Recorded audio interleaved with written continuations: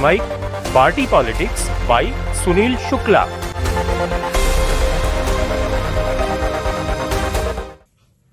नमस्कार, let's mic के कार्यक्रम पार्टी पॉलिटिक्स में आप सभी का स्वागत है। मैं हूं सुनील शुक्ल। आज हम चर्चा करेंगे इंडिगो विमानन कंपनी के जो लगातार उनकी उड़ानों को स्थगित करना पड़ा और इसके कारण से हजारों की संख्या में हवाई यात्री विभिन्न हवाई अड्डों पर फंसे रह गए। उनके नियमित कार्यक्रम प्रभावित हुए, पूर्व नियोजित कार्यक्रम प्रभावित हुए और अनाप शनाप कीमत देकर के उनको अपनी यात्राएं पूरी करनी पड़ी या लंबे समय तक उन्हें हवाई अड्डों पर, हवाई अड्डों के आसपास होटलों में रुकना पड़ा।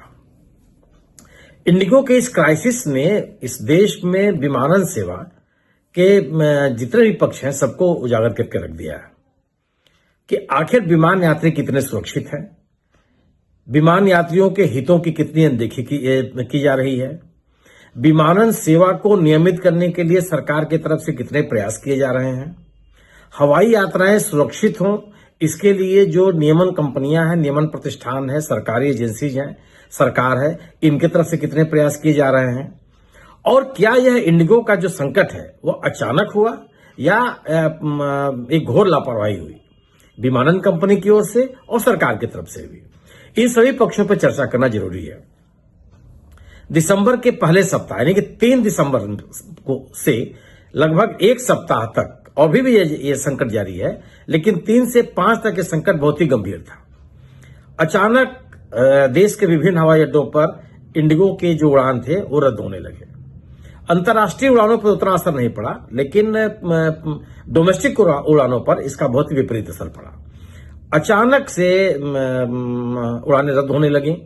हवाई अड्डे पर विमान पकड़ने पहुंचे लोगों को यह जानकारी दी जाने लगी कि उनके विमान कैंसिल हैं। कैंसिलेशन के बाद उनका क्या होगा इसके बारे में कोई बात करने के लिए तैयार नहीं था।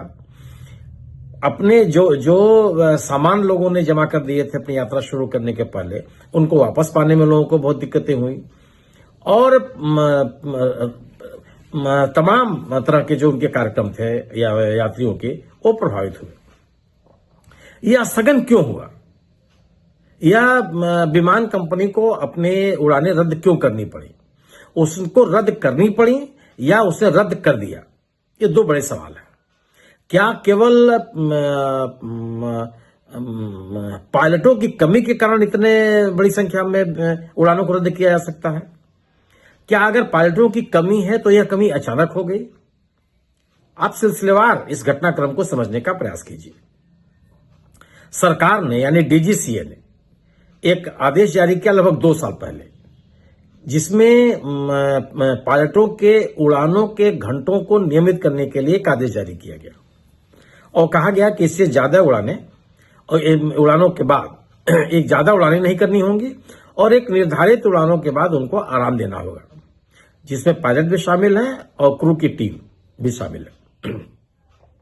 उनके कार्यावधि निर्धारित किया गया। यह आदेश लगभग 2 साल पहले जारी किया गया, यानी कि विमानन कंपनियों के पास पर्याप्त समय था कि वह इस आदेश को लागू होने के पहले पूरी तैयारी कर लेते। लेकिन इंडिगो ने इस तैयारी में कोई रुचि नहीं दिखाई, ये एक बात कही जा रही है।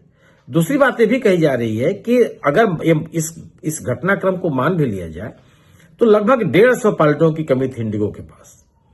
150 पायलटों की कमी के कारण इतनी बड़ी संख्या में उड़ान रद्द कर दी जाएंगी। रद्द करने के लिए कोई कंपनी विवश हो जाएगी, हवाई यात्रियों के हितों की कोई अनदेखी नहीं करेगा, ये बड़ा सवाल है।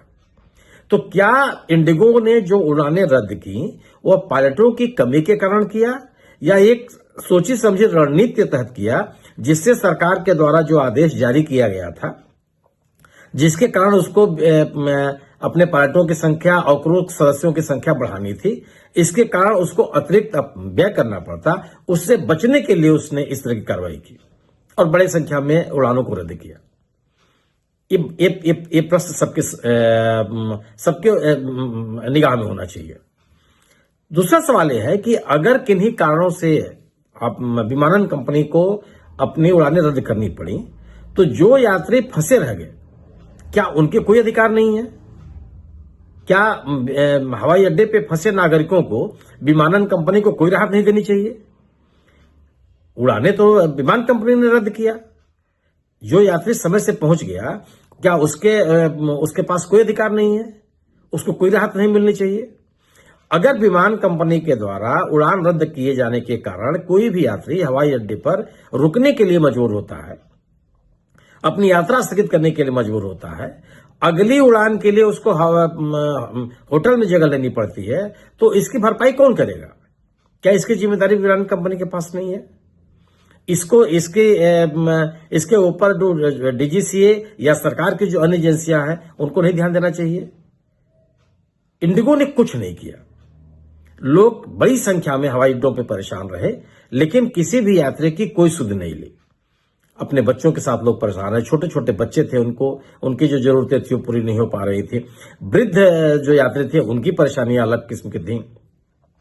जो एक अगले कार्यक्रम के लिए लोगों ने अपनी यात्राएं निर्धारित की थी, वो अपने उन आयोजनों में शामिल होने के लिए परेशान थे। तमाम तरह की सुविधाएं हुई, लेकिन इंडिगो कंपनी ने इसमें किसी भी क्रम में यात्रियों के साथ खड़ी हुई दिखाई नहीं पड़ी। सवाल यह था कि अगर विमानन कंपनी के पास इतनी बड़ी संख्या में पायलट नहीं थे, तो उसने इस सर्दी के दिनों में अपनी उड़ानों की संख्या बढ़ाने के लिए सरकार से अनुरोध क्यों किया? डीजीसीए से अनुरोध क्यों किया?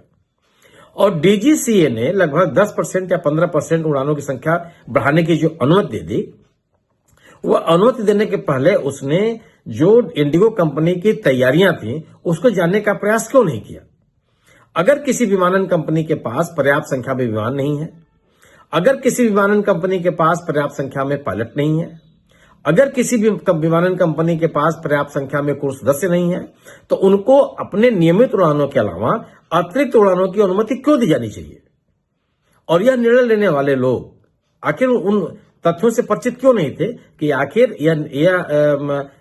इस तरह की सहमति इंडिगो विमानन कंपनी को क्यों दी गई? दूसरी चीज यह है कि अगर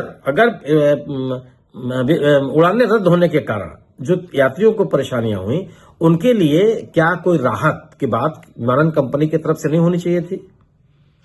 जो अतिरिक्त व्यय करना पड़ा, जो मानसिक प्रताड़ना सहनी पड़ी,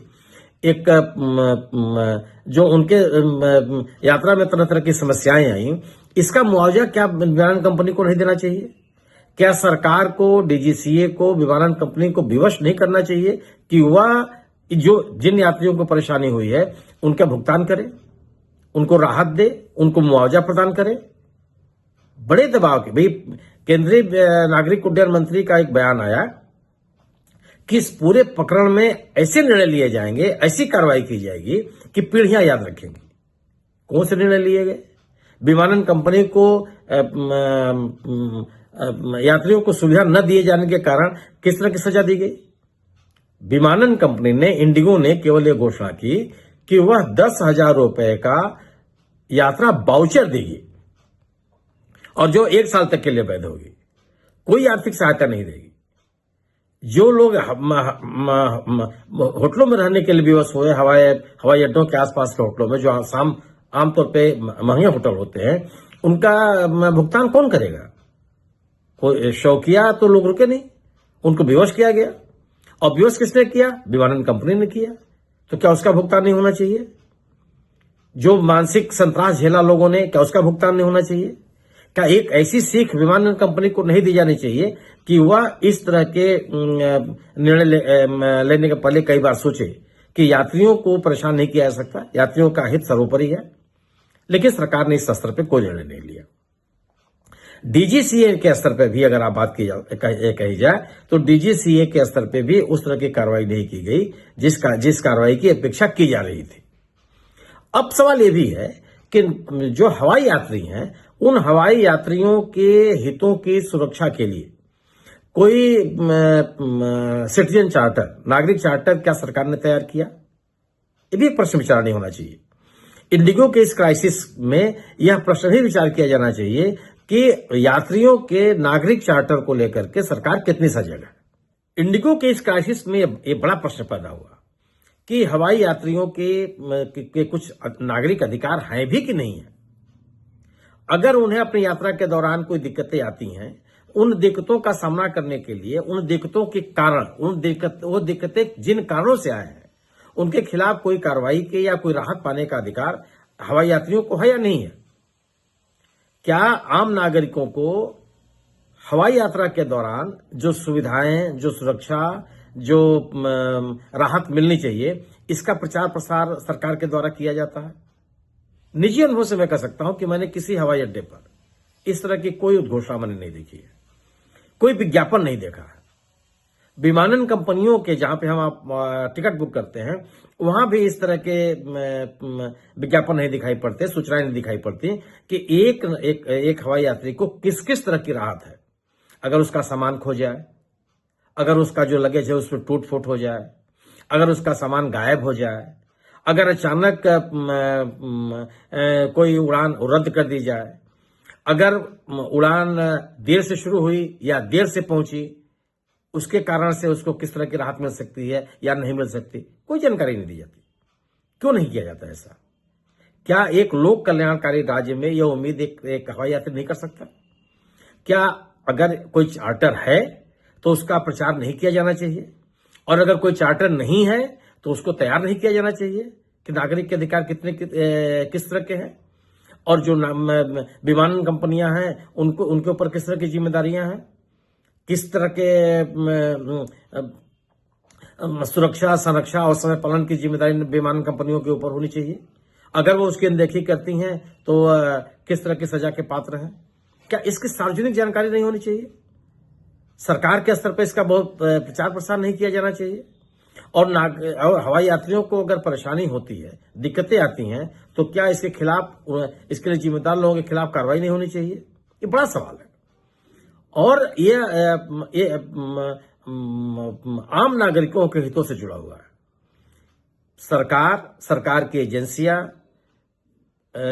नागरिक उड्डयन महानिदेशालय, यहां तक कि अगर आप कह सकते हैं कि जो अगर आप एक यात्री को उपभोक्ता मानिए तो उसके हितों के लिए जो कंज्यूमर फोरम के जैसे संगठन काम करते हैं, संस्थाएं काम करती हैं, इस सबकी जिम्मेदारी नहीं बनती?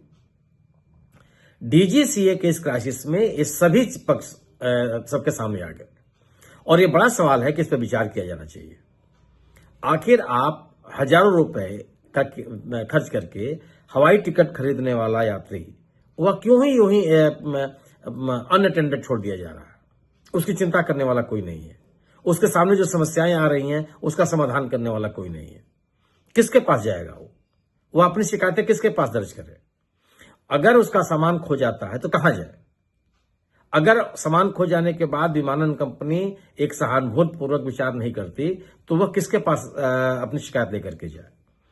अगर उसके सामान में टूट फूट हो जाती है, टूटा हुआ सामान उसको मिलता है, तो वह उसकी शिकायत किसके पास करे?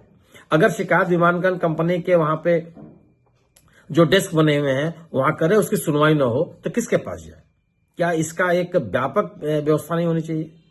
क्या पूरा का पूरा उड्डयन क्षेत्र जो बड़ी कारपोरेट कंपनियां हैं उन्हीं के भरोसे छोड़ दिया जाना चाहिए? एक सरकार से हम कुछ उम्मीद नहीं कर सकते? ये प्रश्न है। इसी के साथ जुड़ा हुआ सवाल यह है कि जब आप अपनी हवाई यात्राओं के लिए टिकट खरीदने के लिए विभिन्न साइट्स पे जाते हैं, कई तरह की साइट्स हैं जिसमें इन विमानन कंपनियों की भी साइट्स हैं जहां आप टिकट खरीदने के लिए जाते हैं। उनमें तरह तरह के ऑप्शंस हैं, तरह तरह के। आप केवल ये नहीं है कि आप अपनी यात्रा पूरी करने के लिए या अपनी यात्रा पर जाने के लिए केवल किराए की अदायगी करें। किराए की अदायगी के साथ साथ ढेर सारे हिडन चार्जेस शामिल हैं। अगर गलती से भी अगर आपकी उड़ान 1 घंटे 2 घंटे की है, 1.5 घंटे की है और आप खाना नहीं खाना चाहते, बावजूद इसके इस तरह के कॉलम बना दिए गए हैं कि अनायास बिना किसी कोशिश के या कह सकते हैं आपके लापरवाही के कारण अगर आपसे वो क्लिक हो गया तो आपको एक अलग से उसका भुगतान करना पड़ेगा। क्यों इस तरह की स्थितियां? अगर हमने अपनी यात्रा के लिए टिकट खरीद लिया तो सीट के लिए अलग से पैसा क्यों देना चाहिए? अगर किसी को स्पेशल सीट चाहिए, अलग विशेष सुविधाएं चाहिए, आप उसकी कीमत ले लीजिए, लेकिन सभी यात्रियों से सीट चयन के लिए पैसा अलग से मांगा जाए, इस पर कौन ध्यान देगा? और इससे आप बच नहीं सकते हैं। अगर आप अकेले यात्रा कर रहे हैं तो हो सकता है कि आपके पास विकल्प हो कि आप छोड़ दें कि ठीक है, जो बिना पैसे की सीट है आप मुझे आवंटित कर दीजिए। लेकिन अगर 2 लोग हैं तो 2 लोग तो सुनिश्चित करने का प्रयास करेंगे ना कि साथ बैठ करके यात्रा करें, और साथ बैठ करके यात्रा करने के लिए अलग से भुगतान करना पड़े, ये कौन सा तर्क है? कैसे इसको जायज ठहराया जा सकता है?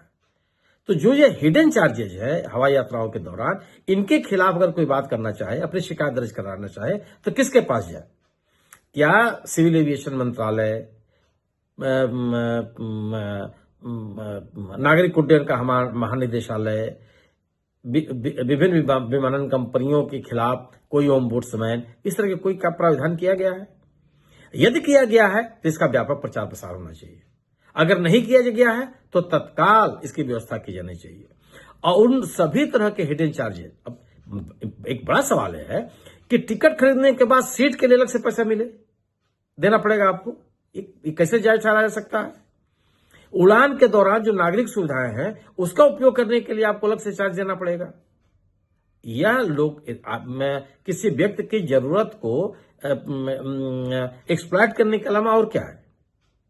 एक जबरदस्ती की वसूली नहीं है तो और क्या है? यह एक नागरिक को हित में काम करने वाली व्यवस्था तो नहीं कही जा सकती। ये भी मुद्दे हैं जिन पर विचार किया जाना चाहिए। तो इंडिगो के इस क्राइसिस के साथ साथ जो बड़े सवाल खड़े हुए हैं कि आखिर इन विमानन कंपनियों की मोनोपोली को कैसे रोका जाए। आखिर किन हालातों में इंडिगो के पास 60% की दावेदारी हो गई है, उसकी हिस्सेदारी हो गई। क्यों हो गई? अन्य कंपनियों को प्रोत्साहित क्यों नहीं किया गया? एक ही कंपनी को इतने हवाई मार्ग क्यों दिए जाते रहे? ये क्या केवल विमानन कंपनी के अपने प्रयासों के कारण ऐसा हो गया? सरकार की एजेंसियों का इसमें कोई भूमिका नहीं है? बिल्कुल है।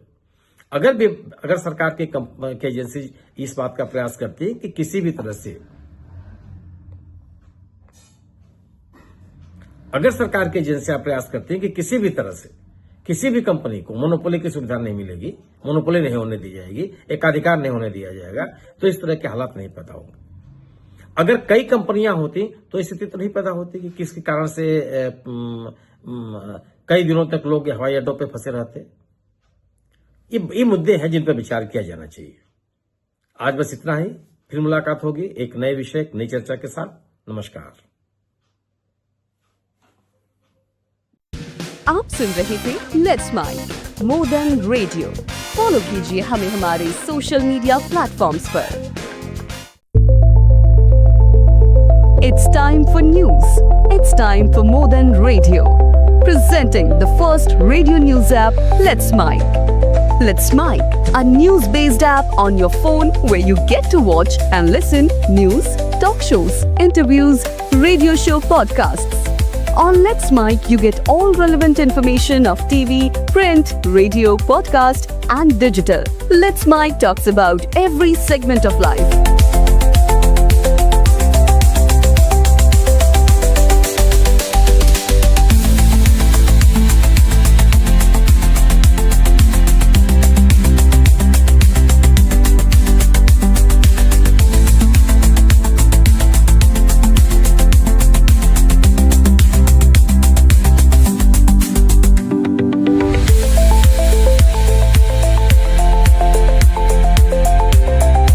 Download the app now from Play Store. Available both on Android and iOS mobile phones. Follow us on YouTube, Instagram, Twitter, LinkedIn, Facebook, Telegram, WhatsApp, Snapchat. Let's talk, let's connect, and let's mic.